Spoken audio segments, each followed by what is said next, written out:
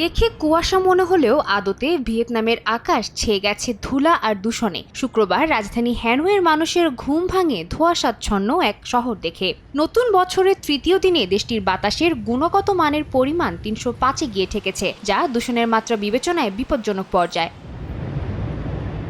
বাতাসের মানের এই অবনতিতে নাজেহাল দশা বাসিন্দাদের। প্রভাব পড়েছে জনস্বাস্থ্যে, বিশেষ করে বয়স্করা ভুগছেন শ্বাসকষ্টজনিত সমস্যায়।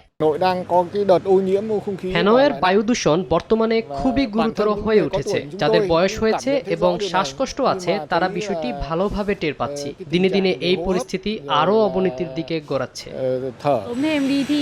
পরীক্ষার জন্য ভোরে বাসা থেকে বের হয়ে প্রথমে ভেবেছিলাম এটি কুয়াশা, পরে বুঝতে পারলাম ধুলার কারণে কমে গেছে দৃষ্টিসীমা। এই বাতাসে শ্বাস নেওয়া ঝুঁকিপূর্ণ মনে হচ্ছে।